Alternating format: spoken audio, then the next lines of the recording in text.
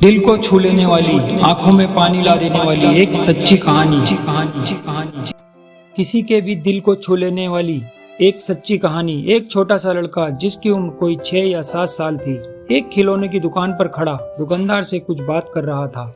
दुकानदार ने ना जाने उससे क्या कहा कि वो वहां से थोड़ा सा दूर हट गया और वहां से खड़े खड़े वो कभी दुकान पर रखी एक सुंदर सी गुड़िया को देखता और कभी अपनी जेब में हाथ डालता और फिर आंख बंद करके कुछ सोचता और फिर दोबारा गुड़िया को देखने और अपनी जेब टटोलने का क्रम दोहराने लगता। वहीं कुछ दूर पर खड़ा एक आदमी बहुत देर से उसकी ओर देख रहा था। वो आदमी जैसे ही आगे बढ़ा, वो बच्चा दुकानदार के पास गया और कुछ बोला। फिर दुकानदार की आवाज सुनाई पड़ी कि नहीं, तुम ये गुड़िया नहीं खरीद सकते क्योंकि तुम्हारे पास जो पैसे हैं काफी कम हैं। वो बच्चा उस आदमी की ओर मुड़ा और उसने उस आदमी से पूछा, अंकल क्या आपको लगता है कि मेरे पास वास्तव में पैसे कम हैं?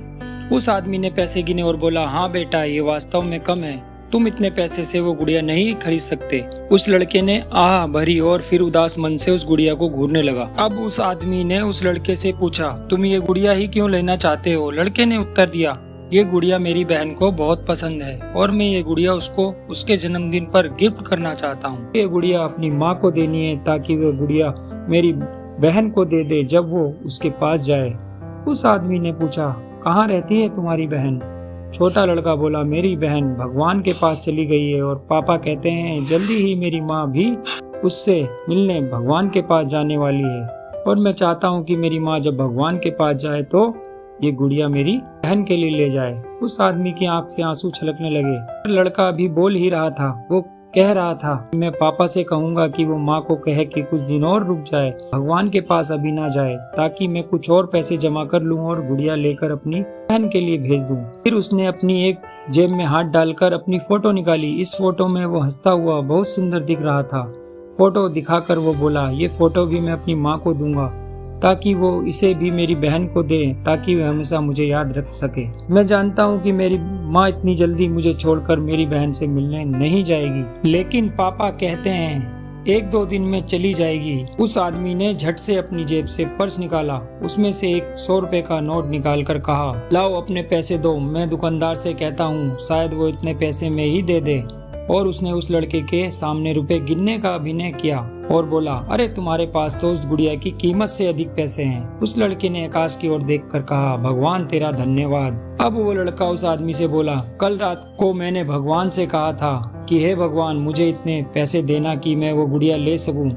वैसे मैं एक सफेद गुलाब भी लेना चाहता था, किंतु भगवान से ज्यादा मांगना मुझे ठीक नहीं लगा, पर उसने मुझे खुद ही इतना दे दिया कि मैं गुड़िया और गुलाब दोनों ले सकता हूँ।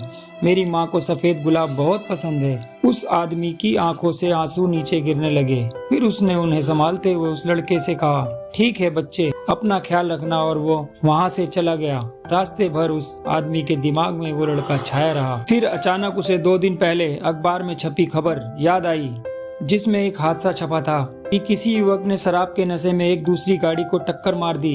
गाड़ी में सवार एक लड़की की मौके पर ही मौत हो गई और महिला गंभीर रूप से घायल थी। अब उसके मन में सवाल आया, कहीं ये उस लड़के की माँ और बहन ही तो नहीं थे? अगले दिन अखबार में खबर आई कि उस महिला की भी मौत हो गई है। वो आदमी उस महिला के घर सफेद गुलाब के फूल लेकर गया। उस महिला की लाश आंगन में रखी थी। उसकी छाती पर वो सुंदर सी गुड़िया थी जो उस लड़के ने ली थी, और उस महिला के हाथ में उस लड़के की वो फोटो भी थी और दूसरे में वो सफेद गुलाब का फूल था। वो आदमी रोता हुआ बाहर निकला। उसके मन में एक ही बात थी, शराब के नशे में चूर एक युवक के कारण एक परिवार उजड़ गया। एक छोटा सा बच्चा अपनी माँ और बहन से दूर हो गया जिन्हें वह बहुत प्यार करता था। कहानी को पढ़कर इस समय आपको सुनाते हुए भी मेरी आंखों में भी पानी है और शायद आपकी आंखों में भी आ जाए, मगर उस पानी को आंसू मत समझ लेना।